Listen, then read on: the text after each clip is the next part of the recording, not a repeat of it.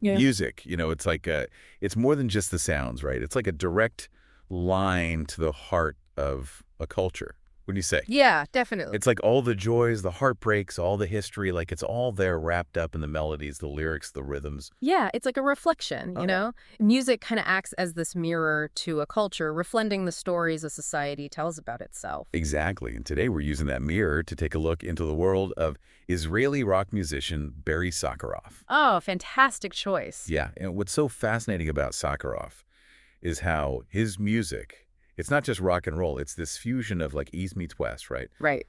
Blending traditional Turkish and Middle Eastern influences with this rock sensibility. Yeah, and that fusion, it's not by chance or anything. It's directly connected to his life story, you know? Exactly. So, born in Izmir, Turkey, to a Jewish family, Okay. immigrated to Israel at just 3 years old. Imagine those sounds, those musical traditions. He's carrying those with him from such young age. Yeah, it becomes this underlying current that runs through everything he does, all his work. It adds this depth, this richness to his sound.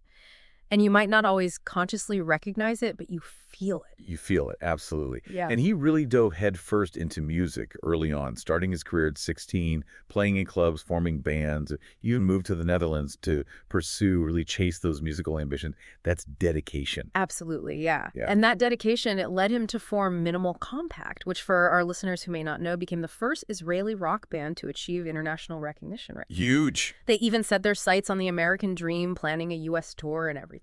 Yeah. But that dream, it kind of hit a wall, didn't it? It did. They couldn't get the work visas. Yeah. And the whole tour fell apart. Yeah, talk about a harsh reality check. It is, especially for a band like right on the cusp, Right, chasing that international success. chasing it. Yeah, and this whole experience, it kind of speaks to the complexities of the American dream itself. Right. And the challenges so many immigrants face.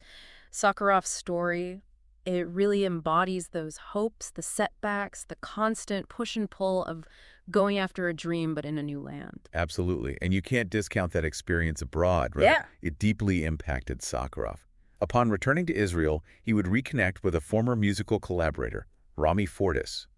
Now, Rami Fortis, for our listeners, is a lyricist known for his incredibly powerful, impactful words. Yes, incredible lyricist. And together, they would create music that would become inseparable from Israeli culture. It's true. Their collaboration is a beautiful example of synergy, you know. You had Fortis, powerful lyrics, Sakharov with this musical genius together, a force. And they weren't afraid to tackle these complex issues, head on in their music. One great example is their song America, which is a critique on the American dream written back in the 1980s, but it still resonates, even today. It's true. That lasting relevance speaks volumes about their ability to tap into these universal human experiences. Hope, disillusionment, the desire to belong. Absolutely. And yet, even with these heavier themes, there's this, undercurrent of resilience, optimism. Exactly. And that's a hallmark of Sakharov's music. You see it in these collaborations and later in his solo career. So we've talked about Sakharov's background, his work with Rami Fortis, really fascinating stuff. But let's get into the music itself. Yeah, let's do it. Let's really understand what makes his sound so unique. Okay, so we've got these two songs queued up that really showcase different sides of his artistry. Love it, love it. The first one is A Broken Heart is a Whole Heart. Even just the title, right? Yeah. It hints at this complexity we're about to unpack. It's not your typical love song. It really dives into those, those intricate, often contradictory emotions that come with being close to someone. Yeah, and there's this one line in the song that really stood out to me. It says, when you're by my side, I'm walking, diving. When you're far away, I start running. And it speaks to that push and pull that I think we all kind of feel in relationships, You need that connection, but you also crave that independence. How do you interpret that theme playing out in the rest of the lyrics? Well, that push and pull, I think, it's really at the core of the whole song's message. There's another line that gets me every time. It says, you see into me, I see through you. You want dots, I want a continuous line. And it's like he's presenting these two different approaches to life, to love, and he's not shying away from that tension, that tension that can sometimes build between those two impulses. It really does make you think about those fundamental differences you encounter in relationships, right? Are you someone who needs those individual moments, those dots of experience? Or are you searching for that connecting line, that bigger picture? And that's where the title comes back in, right? A broken heart is a whole heart. It's like a paradox, that. Yeah. It makes you think maybe those vulnerabilities, those broken parts, they're what allow us to love fully. Because if you're not open to being hurt, can you really experience that deep connection? There's that risk, right? Right. But it's that vulnerability, that rawness that makes love so powerful. Exactly. And musically, the song's fascinating too. It's really this masterclass in how to blend those complex emotions with Sakharof's signature sound, that fusion of rock and Middle Eastern influences. And our sources point to this oriental inspiration in the melody, in the arrangement. Can you elaborate on that a bit? What is it musically that creates that fusion? Well, for one, the use of quarter tone intervals, they're really common in Arabic music and they add this really haunting quality to the melody. And then you've got that rhythmic interplay between the driving rock drums and these more traditional percussion instruments like the doumbek. It creates this almost conversational texture. It's like the music itself mirrors those conflicting emotions, that blending of cultures. It's amazing how those musical choices, they really do elevate the emotional impact of those lyrics, of those words. Now, taking a turn from love and all its complexities, let's look at Sakharof's exploration of nostalgia in There Is No End to Childhood.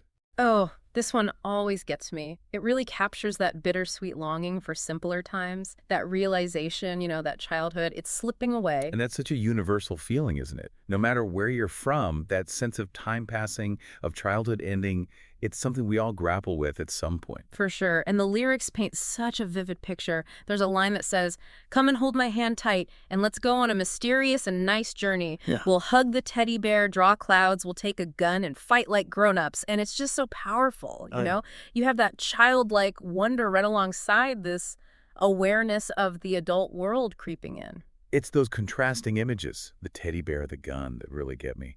That innocence of childhood butting right up against the realities, sometimes harsh realities of adulthood. Yeah, for sure. And then the song ends with these lines, "At noon, everything is painted red, and there's no end to childhood that passed so suddenly." And it's like that moment of realization, that shift from the bright colors of childhood to the more, I don't know, somber tones of adulthood. It's powerful. It really is. It's that moment when you realize you're not looking through a child's eyes anymore. Exactly. And you know what I find interesting? Even though the lyrics are melancholic, the music itself, it stays upbeat, energetic. There it is again, right? Yeah. That signature Sakharov style. He doesn't shy away from difficult emotions. Mhm. But there's always this element of hope in the music, this reminder to keep going, keep moving forward. It's incredible, right? That Yeah. bittersweet, beauty of life captured in the music.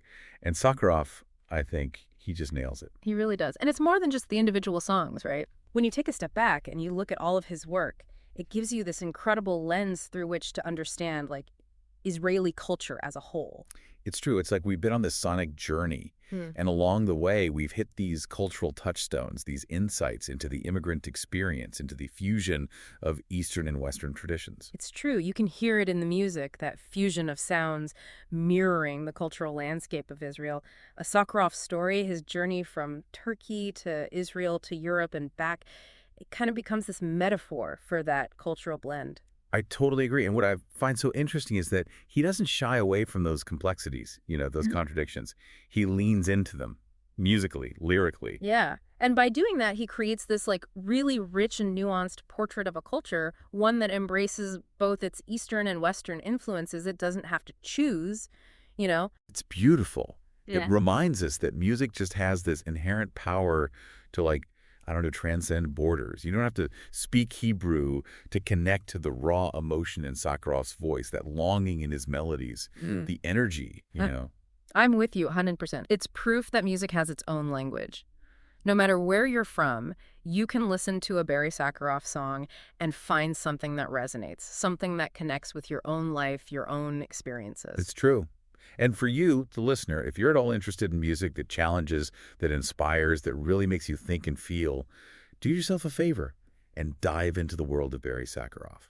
You won't regret it. I completely agree. You might just surprise yourself with what you find, not only about Israeli music and culture, but about yourself too. Because at the end of the day, that's what great art does, right? Yeah. It holds up a mirror to us, to the world around us. It makes you see things with new eyes, open hearts. Couldn't have said it better myself. Well, on that note, I think we'll leave you all with that image. Go explore the music of Barry Sakharov.